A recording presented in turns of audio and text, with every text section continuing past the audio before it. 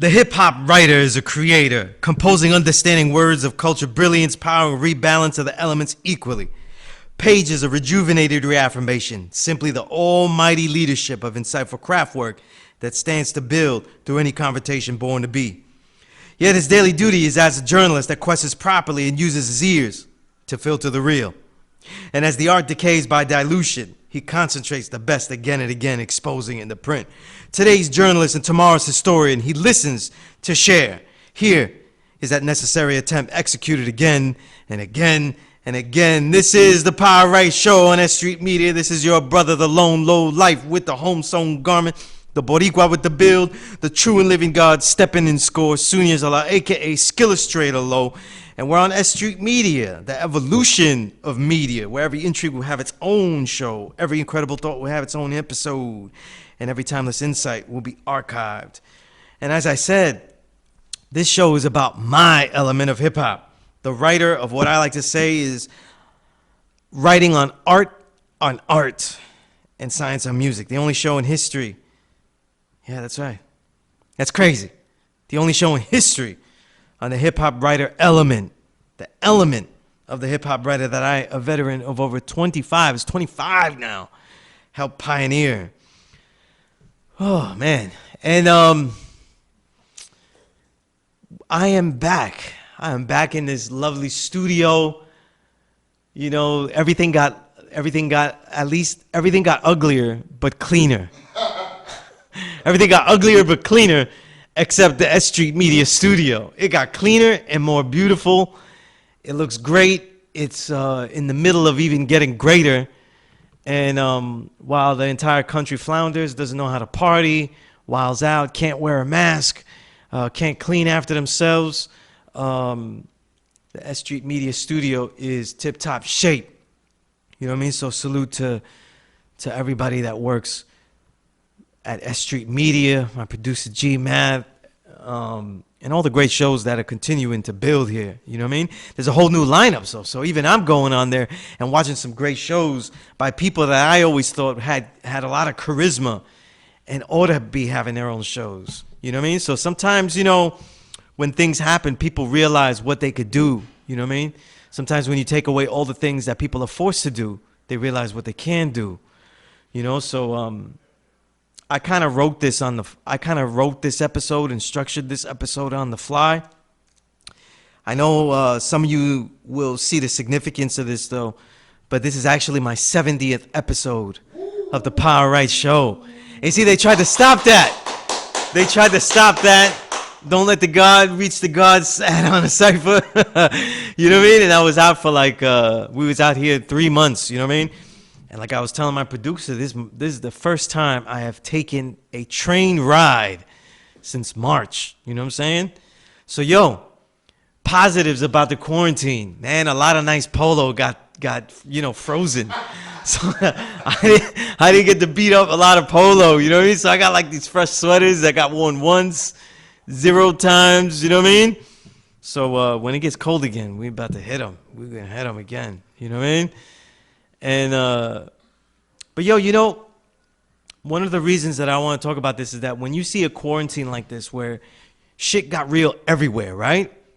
It got real for people. We lost people. We lost loved ones that we had fought through it. If you're a hip hop fan and, you know, you follow MCs and rappers on the underground or like I say is, you know, in this invisible renaissance, you saw a lot of brothers that were actually going through it, and we lost some of them, like Fred the Godson, you know, remembered in perfection. But, and some MCs, I don't even disclose because I don't know if they did want to disclose all those details, but some legendary artists that came down with COVID or, you know, came down with something that was beating them up enough that they could call it that, you know. But here's the thing, right? I guess one of the main things I'm going to build on and kind of throw out questions and give my own thoughts is this hip-hop music really, really worth it? That when it got real, was it really a voice of the people? Was it something that when it got real, we turned to and it's like, I need this Man, I was gonna name some whack rapper. I don't know any whack rappers. This ain't the show for that. I don't know those guys. You know what I mean? Insert whack and rapper MC in the middle here. You know what I'm saying? And you know what's another trend that pops up? I did not even look at my notes, and I'll probably repeat it later. All the underground making gimmicky albums, like 2 weeks of the Rona, and you got the Rona single, the Rona album, and it seemed a little bit cliche, you know what I mean? And then I'll do some research for you because there's actually an album, a really good album that came out that went under the radar called Quarantine. And it literally was written before any of this quarantine. He just happened to call it Quarantine because he was on his own and, you know, in a new place and a new reality in his life. And, hell, he just said, I'll just go with that marketing flow that I got blessed with, right?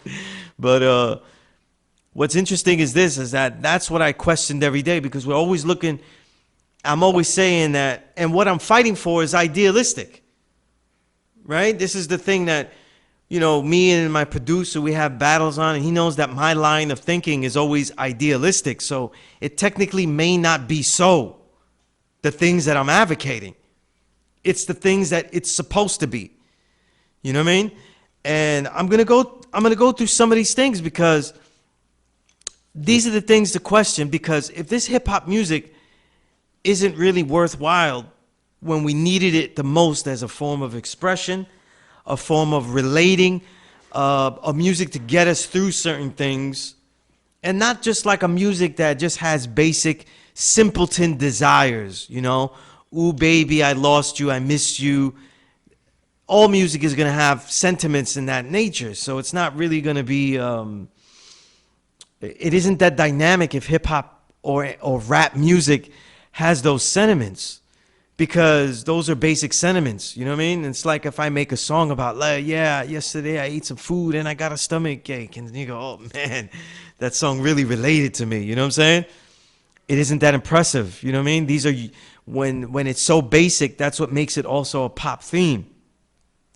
But I mean on a deeper level, something that the artists, were these artists able to capture naturally the sentiments of us going through something that never happened in history, in American history, literally a pandemic and then race riots at the same time.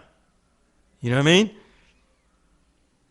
Race riots of such a degree, we could say, that had to happen, or maybe were fomented by, you know, the said quarantine, you know, the quarantine adding frustration to people economically, adding to people's claustrophobia, adding to people's, you know, misery, you know, and also people realizing that they hate who they live with, you know what I'm saying? So all these things come into play, right? So I'm going to go into all these things, and because I'm going stream of conscious on this, you know what I'm saying? And just giving thoughts, I'm going to go through... I make a list of all the albums. I make a little playlist of all the albums that I personally like the best. And I usually add albums that I don't necessarily like, but are quality. You see, that's the difference between journalism of music and just people writing about music. There are albums I don't really care for, but I have to judge them as good. You know what I'm saying? So it could be because I just don't like it. It could be because I don't relate to the individual, you know what I'm saying? Or it's not the sound that I like, but I also would have to admit that it's a progressive sound of some kind, or done qualitatively well. You know what I mean? So this is the kind of like where you write about music, you talk about music, and you try to eliminate, not eliminate, because you can't eliminate it completely, but you try to separate like and dislike, or put it in a chamber so you can see where your own like and dislike is leading you. So I'm going to go through all those records, and it's a lot of records because it's been quite a year of releases in these quarantine months. The last Power Right show is synonymous with this because it was in March 10th. But at the same time, though, the topic of the last show that I did was on the reel of 2019. So this shows you how behind I was in trying to catch you up with all the real music. And I also was offering a new framework of how to judge the year's records, as opposed to just saying, here are the top 10 records.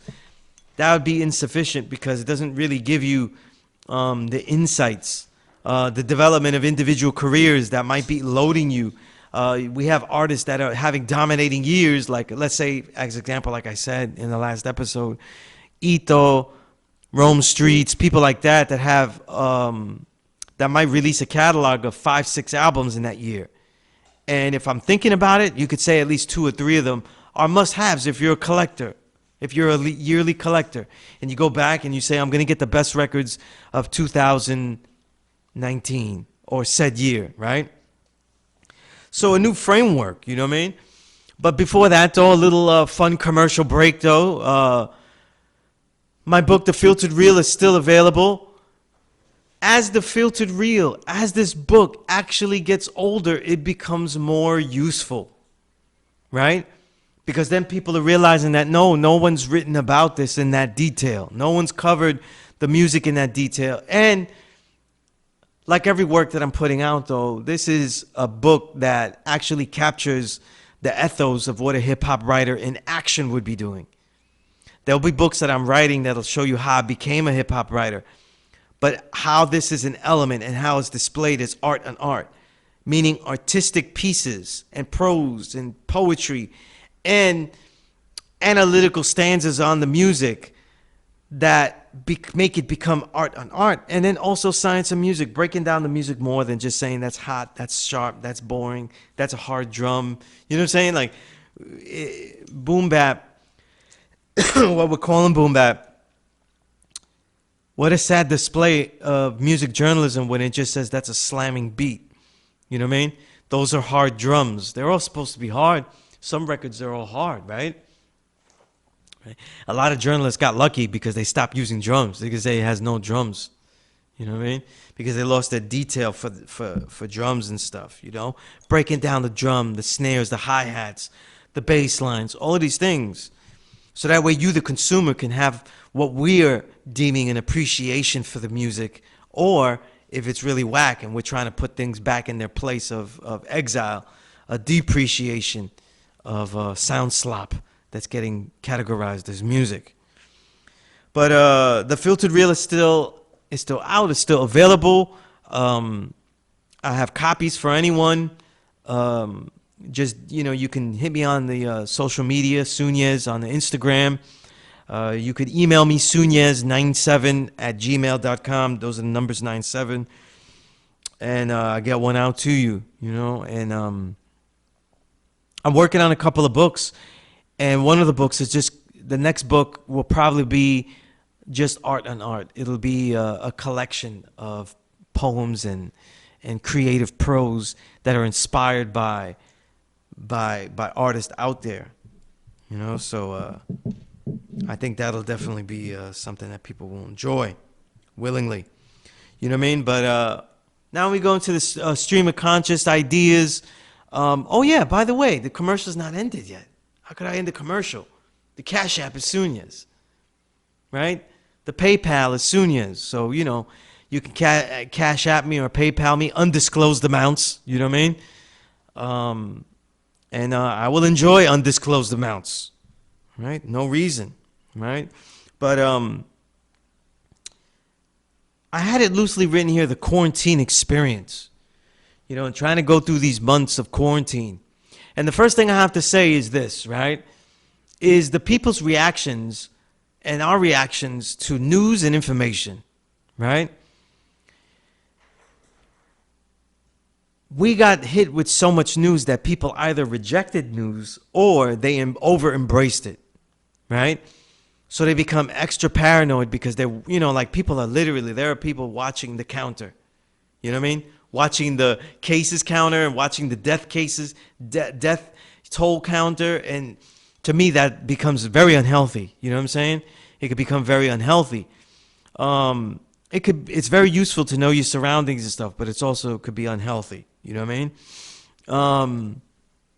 Because what's interesting is the reason that our people, black and brown, have such a suspension of belief in things that are told to us is because most of the news is always proffered to tell us things to keep us in states of inaction. You know what I mean? So when they tell us that this pandemic, you need to actually stay home and not do anything, we immediately disagree. You know what I mean? Obviously, we had to amend that somewhat. You know what I mean? We had to amend that somewhat. But it also shows you that no matter what we do, we can't just completely disavow or completely embrace things. We have to find that middle ground of where we can decide what things are. You know what I mean? And through this pandemic, the last 3 months, I did everything digitally. I did everything at home. I taught my peace course that I teach at the Law School of Mecca as the Law School of Mecca closed.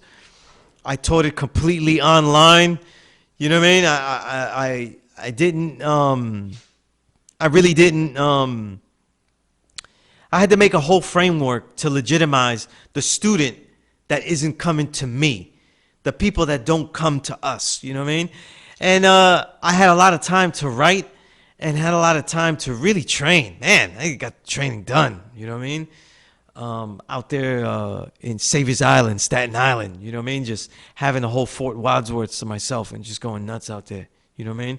But here's the thing, right? I also saw how people were willing to be productive and people were willing to be accepting of not being productive. And I thought that was a real loser's mentality. You know what I'm saying? That's a way to be a loser's mentality, you know? And in general, hip-hop musicians, I got to give it to them. Hip-hop musicians went nuts. They wrote more. They stayed stuck writing. They stayed stuck recording. The hip-hop musicians that had spent the last couple of years making their own home studios, man, they were blessed because they were able to spend all that time just recording. They spent all that time releasing work, and it was a lot of music that we got, right? But here's a summation about this idea, because I talked about it in my class a lot. Maybe not everyone is going to my class online, on the YouTube, doing the knowledge to it. But when we talk about it, the reality of what is revolution, right? What is this Black Lives Matter movement, you know? If we do our research in the last couple of years before, we know that the Black Lives Matter movement, though, isn't a movement. It's very much, and I don't know why people haven't made these parallels. The Black Lives Matter movement is very much a movement like the NAACP. It takes, I think, less for the Black Lives Matter, but more so for the NAACP. But they recruited legitimate black leaders, black intellectuals, and the like, to lead the NAACP, right? Leaders and thinkers like W.E.B. Du Bois and others to actually head it up. But it was a white created movement, you know what I mean? And the Black Lives Matter movement is very similar to me. I see direct parallels, you know?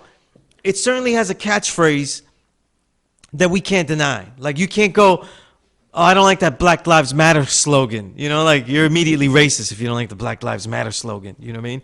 And you know one thing? I don't really get mad when I see white folks painting over the Black Lives Matter stuff and all that. I like that work, though.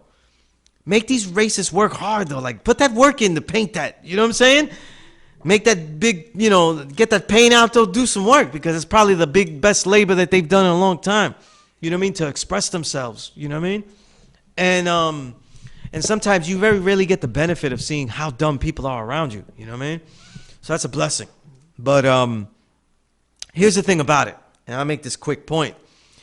When I talk about revolution, revolution is what you do to change the reality that you live in, and that you'll never do something an old way again. And then everyone else around you is forced to either immediately suffer the consequences of your chosen lifestyle or bear witness to the fruits of it and engage with it. The problem with Black Lives Matter is that Black Lives Matter is already a statement made to someone else, right? It's a statement that's made outward. So the actual movement is exactly much like the NAACP, because it's telling other people that, hey, Black Lives Matter, listen to us, you know? And so it has to be a move of protest. It has to be, or at the peak, rioting that tells other people, listen to us, we have a message. You know what I mean? And whatever people say, if you think protest, a lot of people think rioting is revolution. Rioting is rebellion. Because rioting is still sending a message to other people to behave differently. Okay, so you want the oppressor to behave differently. So when you riot, it is a form of extreme rebellion telling other people, if you don't listen to us, though, we're going to do these things. It isn't a form of revolution because there aren't things taking place that can actually change the framework of what will happen the next day. You know what I mean? You'll suffer the next day because things are broken, but it doesn't necessarily change, though. You know, in some respect, who knows? It could even spark something worse, right? Like the destruction of your own homes and things like that, and then you get eminent domain and things like that, gentrification on a new level, you know what I mean? You know, those are all possible pitfalls, right? But I'm just throwing those things out there. But since we're coming here, you're listening in for the music, what the hell is this music worth? Looking through my catalog, the highest proportion, let's keep it real, the highest proportion of skilled MCs in the hip-hop underground today are what I call the crime rhyme MCs.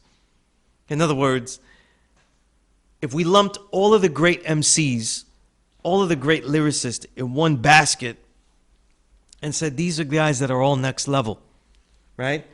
We would have to admit that probably 80% of the best MCs today are basically crime rhyme MCs. They're rhyming about the block. They're coming from a reality from the block. They're talking about crack. They're talking about selling drugs. And it's as cliche as you could get if I have to surface level build on it. But here's the thing. I said that these are the highest proportion of the best MCs. So what's happening is that if we lump up the worth of the music as the major subject area or the theme of the general MC that is top notch today, we could dismiss the entire movement and say, nah, it's just a bunch of guys rhyming about crack in the streets and all that. But the thing is, though, is that we have to dive into each of these musicians and see the worth of them. You know what I mean? And then it becomes much more profound. Here's one thing. Since a lot of the listeners are looking for ideas of movements, and me being a 5%er, me being a teacher at the Nation of Gods and Earth's first school, law school in Mecca, I consider the knowledge of self the peak of MC content. The truth is that a lot of the crime rhyme MCs are coming into a knowledge of themselves. That's a fact. And a lot of the insights that they bring are peppered into some of the most savage experiences that they're relaying. So the music now is more subtle. It isn't Public Enemy packaged, where you know, look, this is a theme song. This song is about this subject and it's righteous, you know? Or like, you know, where we get like the new Public Enemy related album, Enemy Radio, the Enemy Radio album.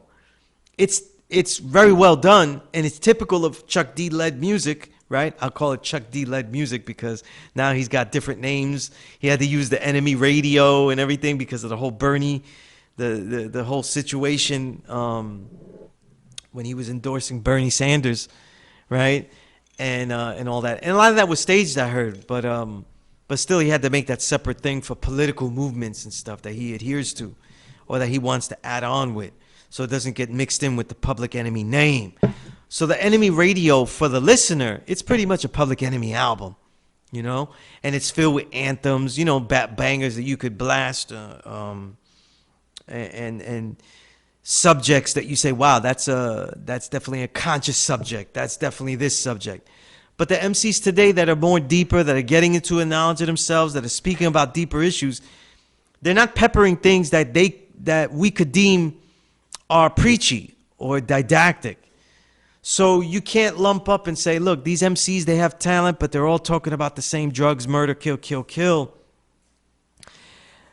I think that's a superficial way of judging the worth of it. It doesn't really work. You know what I mean? It doesn't really work. So that doesn't work. So we have to throw it out the door. What else could we do? You know what I mean? What I was kind of disappointed was is that I didn't want to hear Rona songs. You know what I mean?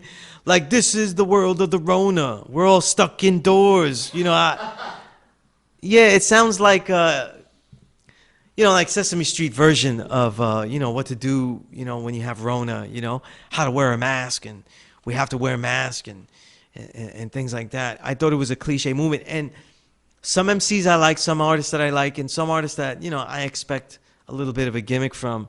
They did come out with Rona albums immediately. I mean, like, they had albums out in April 1st about Rona, like. So you experienced the entire Rona experience in 15 days. You know what I'm saying? It just was a little awkward for me, and I was like, I just started in this thing. Can we get some perspective here on how it goes? So, like, you're listening to the album, you're like, nah, they don't do that no more. Like, they don't wear it like that no more. You know what I mean? Like, and things like that. Like, in other words, we had Rona albums out before the race riots. So how irrelevant did the Rona album become? You know what I'm saying? Like, I was like, wow, this doesn't really speak to the time. And that's what happens when you rush. Sometimes MCs, they're so obsessed with the flood that they're rushing to do certain things.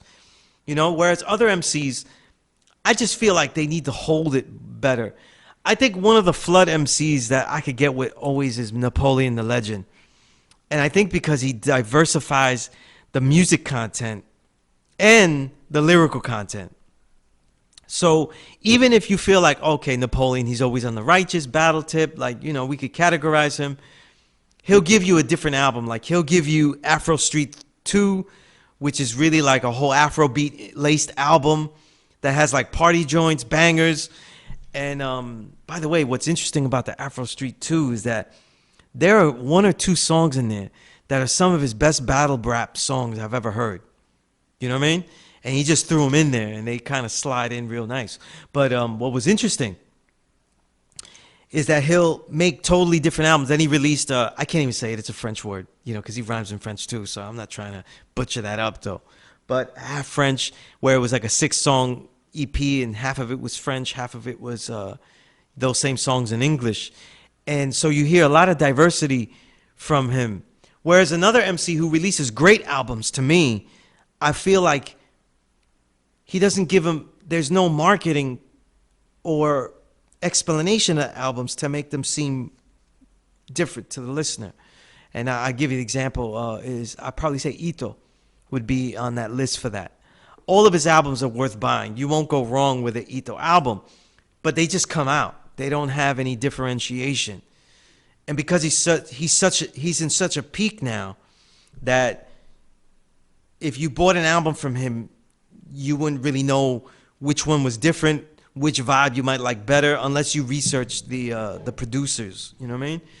But he's not really picking producers that are very different from each other. You know what I'm saying? And that's what happens too, by the way, when you get a lot of foreign producers. You know what I mean? And I'm not saying this to hate, though. There are a lot of good producers, though, that are out there in other countries and stuff. But, generally, if we could cliche and just throw a cliche bomb here and stereotype, I think we've been stereotyped enough. I could stereotype some Europeans, right? They're usually Europeans that are taking, like, different jazz samples and stuff like that, putting a typical 1-2 break, boom, boom, psh, boom, boom, boom, psh, and then putting a nice jazz sample. And then it's the power of the sample that's getting you through. But nothing really where it's totally different. I'll give you an example of an artist another artist that throws out a lot of work. But if you decided to just get any old album from the artist, then you'd be making a mistake. And say like, oh, this is what all of his stuff sounds like. That's good. And that would be the god S.STREET. Because S.STREET is probably doing more wild experimentation than anybody. And the thing is that he succeeds so heavily with it, the albums don't feel experimental. Probably because he doesn't really give up his rhyming. He's giving you the same amount of bars. It's like, like when you listen to Black Thought, you don't want to hear Black Thought give you 8 bars on a song. He has to give you 100,000, and you're like, oh, wow, it's a Black Thought song. He didn't give me 40 bars. It feels weird. You know what I mean? SDNAC gives you a lot of bars, but I can't. Let me see if I could find it in here. But SDNAC had the album with Superior, and he named it Baladas, and Baladas just is Spanish for ballads. You know what I mean? And he literally, and this is evil. Like, he did something evil, like something that I would just throw in the trash, you know. But I collect SDNAC without looking, so I didn't listen to it before. But that was a mistake I almost made. But Superior did an album for Ito last year, and it was typical boom bap, very well chosen stuff. So I was like, okay, it's just be SDNAC on this boom bap. And yet he got Superior to give him like beats with that are drumless or had like the bass drum in there, you know, because you know what's interesting? Yeah, you know what's interesting? People just go, and this is the bad journalism too. They go, oh look, it's just drumless beats. There's actually levels to it. There's songs, if you're Ka, there's no drums on it. But if you're Rock Marcy, there's a lot of drums on it actually. You're just not listening properly. There's bass drums on there. He's not giving you the snares and the typical break beat tempo. So you're not hearing a break beat for you to slide through. And with people like Rock Marcy who rhyme, they don't rhyme inside the pocket anyway. So if you don't know how to find the break or find a drum, you could miss it. You know what I mean?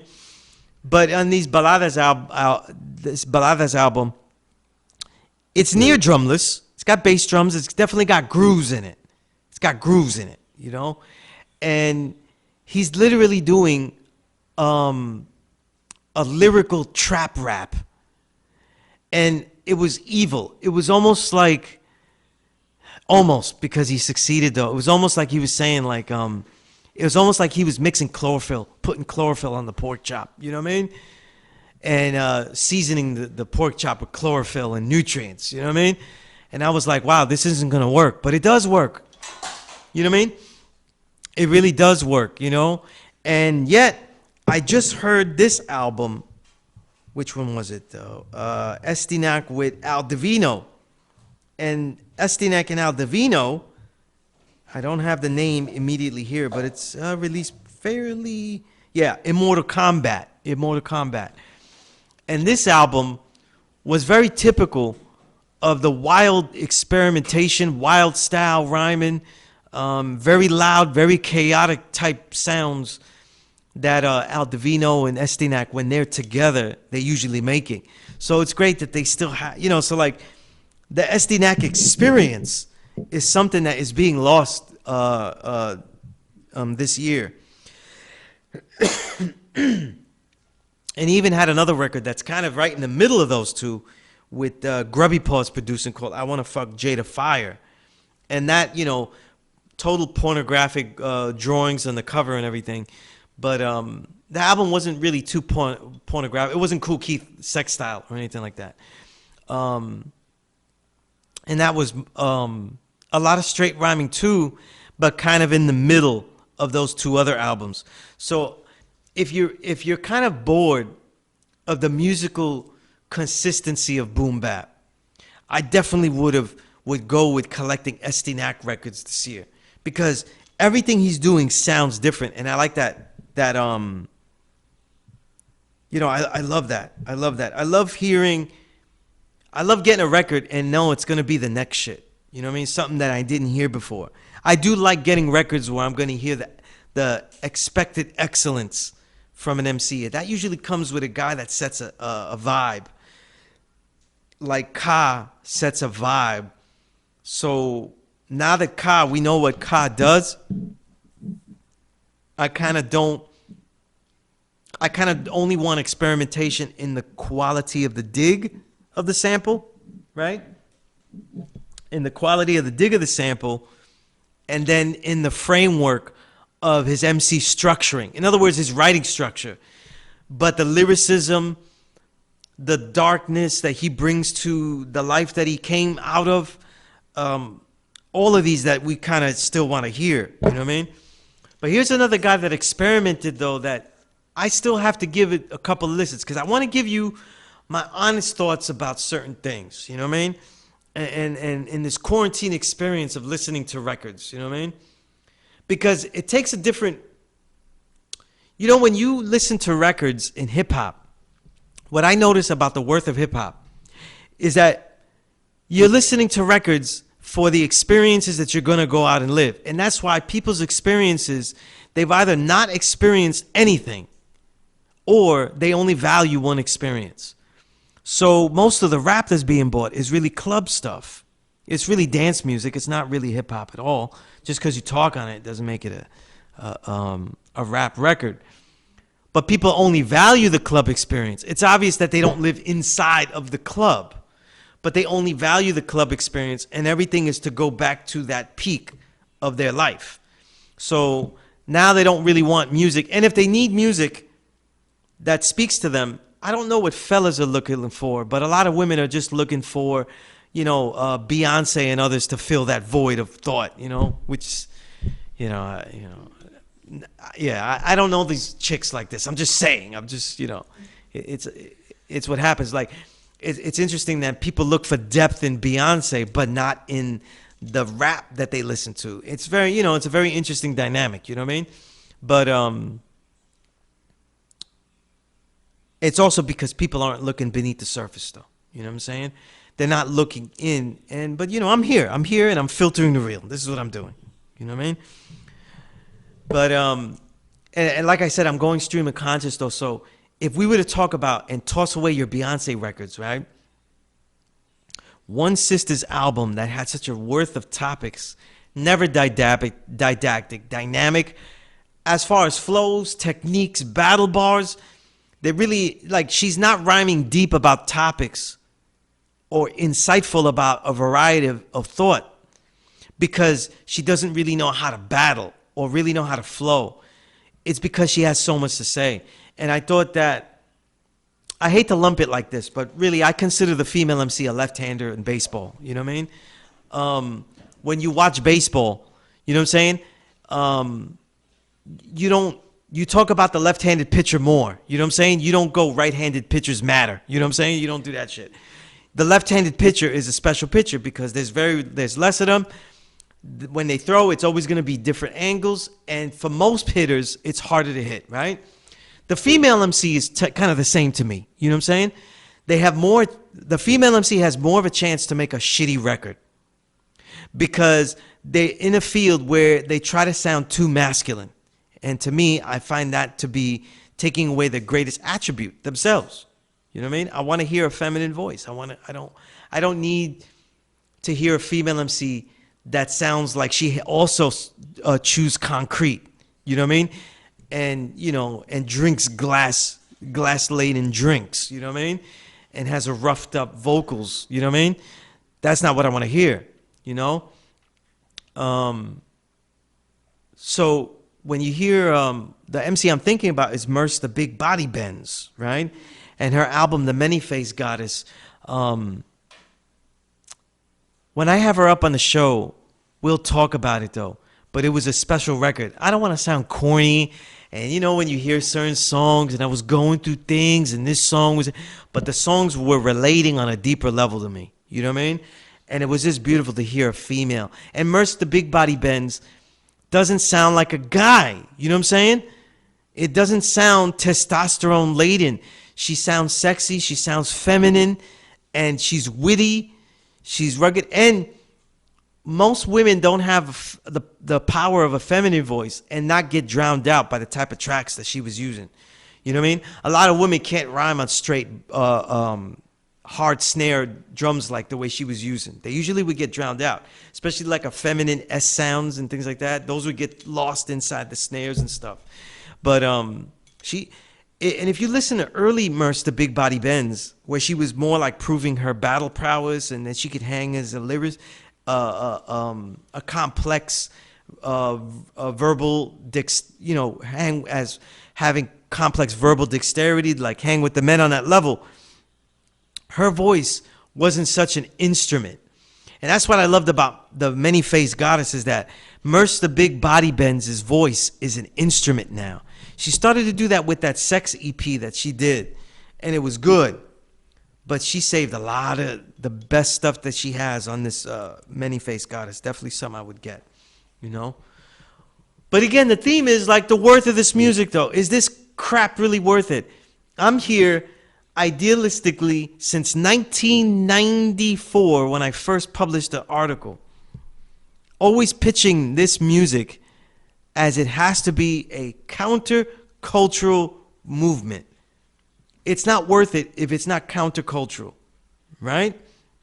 So if it's not countercultural, then what is the worth of it? It can't be just subcultural, because that's exactly what would be all the pop that we're listening to that is classified as rap. You know what I mean? You know, as a side note, since it's all stream of conscious here today, don't you hate when you're on Twitter and you go into subjects, right?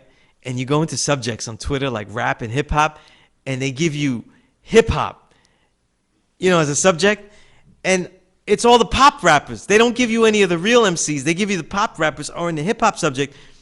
And then underground, you have to look for like other MCs and stuff. You know what I mean? So even like rapper MCs that are kind of known, like Killer Mike and stuff, you know what I mean? He's not going to be in the hip hop section on Twitter. What a fail.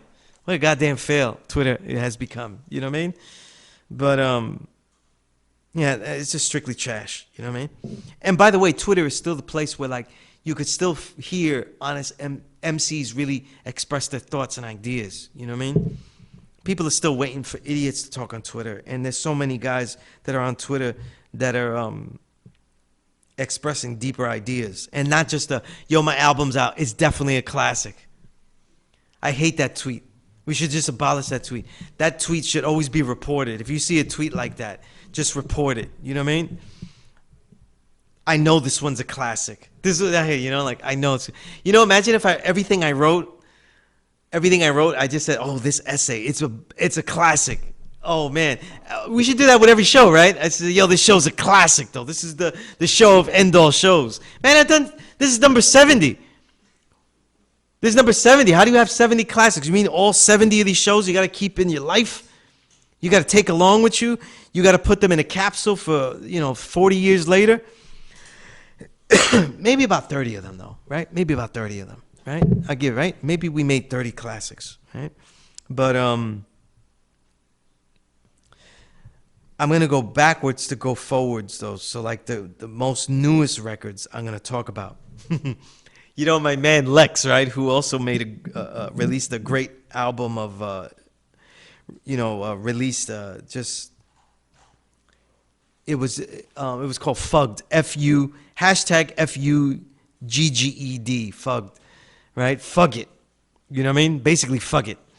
But it was basically unreleased material, like songs that he didn't have a place for, and it was banging. But Lex was on the social media, and he said something interesting about Killer Priest, though. He's funny, though. Killer Priest, with his new album, Rocket to Nebula, he said that with Rocket to Nebula, he kind of deliberately made a drumless album with just poetry all over it to basically show who Jay Electronica got all of his style from. And boy, the Killer Priest knocked Jay Electronica out the box, you know? Hey, all these Jay Electronica fans, though, did the mothership come? Did Elijah land yet? Because I never seen an album just fade from existence and worthless, and become worthless, Everybody, I keep telling people, give me a bar that Jay Electronica gave in that record that was worthwhile and not just some hype shit. Because when you go deeper into what it meant, it actually meant nothing. So we go on Genius and say, wow, this is some clever, and then the Genius explanation. This lyric meant nothing. It just was, religious hype, religious, fantastical religious hyperbole. You know what I mean? Because that's what Jay Electronica is doing now. He's mixing in what I'm building with, this knowledge of self, and then mixing in Nation of Islam stuff, then mixing in some Israelite stuff, then some other stuff, and he's making a gumbo stew in a lyric. And the Genius explanation is actually, this meant nothing. This meant nothing. It just means that the mysterious being, energy, or force that Jay Electronica is calling upon will arrive, though, if you don't bear witness to his lyric at this moment. And then add infinitum on each of these explanations. But boy, what a record that lost its power, though. You know what I mean? If you're still listening to that, though, where have you been? You know what I mean? There's a lot of stuff that's way worth it. You know, another thought I had, though. But let me finish. Oh, yeah, let me finish in that Killer Priest, though.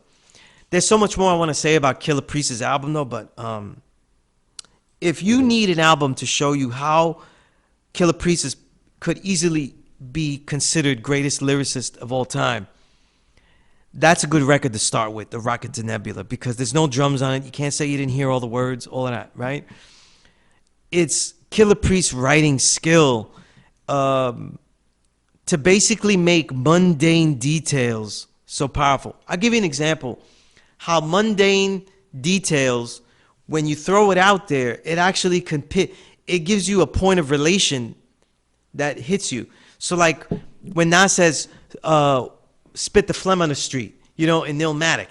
The emotional relay. When Tupac says, feels good when you put money in when the rent's due, putting money in your mailbox when the rent is due. The emotional relation. You know what I mean? Killer Priest has a real great way of doing that. And he does it all over the album, though. But I'm going to keep it there. One thing I found, though, in a trend is that sampling has become much more well done. But sometimes the tempos are so slow that hip-hop, the best hip-hop, that I have to say is quality, is losing its drive. Sometimes it doesn't have the driving kick that it needs. Let me throw some records out there. A lot of the latest records produced by Alchemist are good examples. Alchemist is a GOAT level producer. He's up there. When you mention GOATs, you do a list, he's going to be there. And probably for me, why he gets up in that level is not for his 2000s work. I think it's for the work he's done the 2010s, because his sample game became incredible. The last couple of albums, Alfredo, I forgot the other one, the one with there was one that he did before. Man, the name is on the tip of my tongue. And listen, I'm going through a list of quality records at number 67 albums. So bear with me. But there was another record he came out with right before then. But that record, for some reason, all the tracks sound great. The samples are quality. The drum work is there. But for some reason, the tempos, they're not driving. They're not kicking. You know what I mean? And for some reason, MCs they're not realizing this when they're picking these type of beats. And that's a possibilities of a negative trend, where the tempos become so slow that you kind of can't get the kick in the lyrical drive. Like the MC is not rhyming with kick. Obviously, when Alchemist does that for Freddie Gibbs rhymes at light speed. You know what I mean? He rhymes at light speed. He really is retro Cool G rap on the speed tip. So what happens is that he captures a lot of that kickback. But I'm noticing that. It's something I have to explore more, but I'm noticing that. Strong records, right? Salute West Side Gun, who gives you the same record every time. You know what I mean? I don't know, like it's like a factory. Like he's just, like hand pressing T-shirts. He's just pressing that in the same album. But what he's doing is he's also giving select MCs. One thing I appreciate about West Side Gun, he's really in tune with every other great MC that's out now. So the last record he did, the record prior, he gave S.STREET a shine. And on this one, he gave Rome Street some shine. And these are MCs that a lot of kids that are following Griselda, they're sticking to Griselda and nothing else, and that makes, today's hip hop kid that likes hip hop is such a poor listener. Back in the days, we used to buy everything. You know what I mean? Like what we would do was buy everything we liked the most, and then we would dub everybody else's shit so we could hear everything. Now nobody's really going out and listening to everything else. And we talk about downloading, and you illegally could download. You could listen to albums on YouTube. Sometimes the artists are putting it right on the YouTube for you. And yet the listener is a poor listener. They're not engaging in all this wealth that's being thrown out there. But West Side Gun still gives you the same album. I'm glad he's throwing some new MCs on it. But here's the thing. I was talking about the underground embracing trap music tempos and stylistic. Yeah, I know I said that. I mentioned stylistic with trap as if there's a qualitative aspect of trap. But bear with me. There's nowhere else to go here. I'm trapped in a corner here. I got to describe this somehow. Like STNAC did with Baladas, though, the extreme version of it is Stove. What the hell's his name? Stove God Cooks. You know what I mean? He added shit to his name because it was just, it was just Cooks before, But now Stove God Cooks, but Cooks, and he made the album produced by Rock Marciano, Reasonable Drought. And when I heard it, I knew what he was doing, and it was one of those records where I knew that it's not what I want to hear. I got to put it down and listen to it later. But here's one thing I did notice. It's pushing something that Rock Marciano kind of started, and it's pushing this idea of trap can be actual lyrical and be given in lyrical dosages. And that the extreme stylistic or just hook-laden surface area that trap paints, they can use that and make qualitative records. That's the goal, I guess, here. And I thought the Reasonable Drought record starts there. But what's interesting to me is that when I heard, what record is it? When I heard West Side Guns, we're talking about Fly God is an Awesome God too. Not just the spotlight that Rome Streets was on, which, by the way, Rome Streets and STNAC shining on a West Side Gun track, those are, for them, those are like grade 70 for them. That's how good they rhyme. So, those verses weren't even close to their best. And if you got open with that, you got a lot of digging to do. That'll bring about enjoyment. But Stove God Cooks is on about three or four songs, and this type of techniques that he's this type of new style that he's bringing in, I think he really, really excelled at and actually did it incredibly on this West Side Gun album. I thought he started it on the Reasonable Drought, but Reasonable Drought, if Stove God Cooks continues, that's going to be listened to as like an early version, and it might even be thrown away because the way that he shined on the West Side Gun tracks was really dynamic, and it was some of the most stylistic stuff I've seen. Talk about catapulting off of what Rock Marciano is doing. You know what I mean? I can't really let the hour go by without saying that I heard incredible albums by Spit Gems, A Dove in the Snake Pit, Essential MC. Anything Spit Gems releases, you have to buy. Topics galore, lyricism, and the only fault I had was I felt it was too short. It's like a 29-minute record. You know what I mean? And Rome Streets, Noise Candy 4.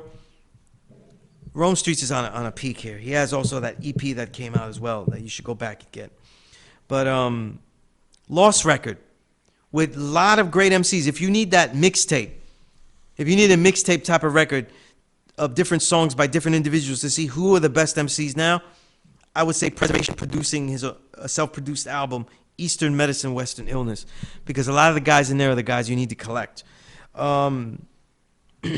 MC that's really going under the radar, people aren't talking about, is Flea Lord. The Flea Lord albums, the last came out in the last couple of months. Hand Me My Flowers, produced by Buck Wild, was very strong. Right? The album with Chase Fetty, very strong. But then this new one, Alter Ego, Fliago, Delgado, another strong record. There's something that Flea Lord does that I really like. He has great enunciation. He holds every word. But even in that slow tempo, he has a way of making every record sound like an MOP record. You know what I mean? Even though his tempo is slow as hell. You know what I mean? It just makes for a hype record. You know what I mean? As far as topical records, Sky Zoo's Milestones about fatherhood. Great album. Great album. You know what I mean? And obviously Milestones, I think his son, if I'm wrong, his son's name is Miles, and Milestones is the name of one of Miles Davis's many classic albums. You know what I mean? And I got to get Sky Zoo on the show again. I had a great interview with him for Classic Storm Radio, but I got to get him on the show just so we talk jazz. The hell with all this hip hop stuff. We just talk jazz records. You know what I mean? And talk about the supremacy of Miles Davis. You know what I mean? The soul jazz records you got to get. Jimmy Smith and my obsession with organ jazz. I don't know. You know. By the way, let me just throw out some albums you won't be disappointed with. Starker's The Greenest Block. Starker's always under the radar, but one of the most stylistic brothers out there. And MCs. Lots of bars. Breath Control to the End of Time. Speaking of Breath Control, Starvin' B. Starvin' B had some kind of almost experimental albums, whereas Melting Pot is coming back to like those really powerful breaks that are undeniable, and that's where he works best. And man, he rhymed good on that. Really, really good. Greasy Amin, right? The Broadway junk, right? We're always talking about crime rhyme MCs, but when you talk about albums where you're like, well, I need brothers from the hood, but that rhyme dynamically, that rhyme different stuff, that give me the next shit, Greasy Amin is always there. One of the great stylists of this era, you know what I mean? When you have him in your collection, no one else is going to rhyme like him. I don't think anybody rhymes like him now. I know, I already have over 200 albums this year. So, oh yeah, and you know who's doing flooding great with a theme of albums is the God Raz Fresco out in Canada. His Magneto Was Right issue albums. So he has 1, 2, 3, 4, and 5. Complete albums. They're albums. And only number 1 was released last year. So 2, 3, 4, and 5 are all this year. Those are all worth getting. And the thing that's about it is that each one is getting better. So I felt the 5th one, which is longer, a more cohesive album, that one was even better. So it's almost like Raz Fresco, the God, said he had finished Knowledge in 120. It's almost like it's coming out in the records. Like he knows exactly what he wants to say, though. It's making some brilliant works, though. You know what I mean? Blow your money on Raz Fresco records. You won't be disappointed. And if you are disappointed, though, then, you know, just buy my book and buy different albums. You know what I'm saying? What the hell am I supposed to say? You don't like that? You don't like ice cream. You know? Lost records. I always like to give you a lost record nobody's talking about. My brother's out in UK, the whole Triple Darkness crew. Tesla's Ghost. One of the deepest, most baritone voices you'll ever hear. He's got an album out, Tesla's Ghost, called Strange Heirlooms. Just look for it on Bandcamp. Man, his voice on just straight boom bap is crazy. It sounds like a horror movie every time. You know what I mean? It just sounds real good. Real good. And listen, if you're a Griselda fan, you're going to keep buying the Conways. Kanye with whoever. West Side Gun, whoever, right? Those records don't disappoint because they're always the same. You know what I mean? They're never going to be. Oh, Lost Record. Broken Home is really coming on. You had Spit Gems, but also A1's album, Humbiano. And that was a strong record, too. Those are probably the records I've been hearing heavily through this renaissance. Through this quarantine. This entire thing is the invisible renaissance. You know what I mean? Salute a lot of MCs. Magno Garcia is making really good stuff. Oh, yeah, Lost Record. Nobody talked about Pete Rock and Camp Lo releasing 80 Blocks from Tiffany 2. And Pete Rock gave very, very bass-heavy drums. He tried to make every track like almost like a half-party type vibe by over-bassing the drums. So it's totally different than stuff that Pete Rock usually makes. You know what I'm saying? But the record that you're going to... Sleep Sinatra, Sleeper Effect, another lyrical record. Doesn't make bad records. You know what I'm saying? But, you know, and on that note, the ultimate summation, this music is still worth it. It's still a form for us to create. During this quarantine, during these race riots, brothers was really building. Brothers was really making music about their thoughts. We have leaders in this underground like Planet Asia who makes incredible music and is leading all these young brothers into this knowledge of self, into making greater music. So, yeah, positive. It is still worth it. We're still going to do this Power Right show. I'm still going to write these books. You know what I mean? So, until next time, there'll be a lot more stories to tell, writings to recite, and records to rewind and reminisce. I'm your host, Sunya Zala, aka Skillustrator Low. And as always, the Power Right Show is a never respect fake broadcast. Peace.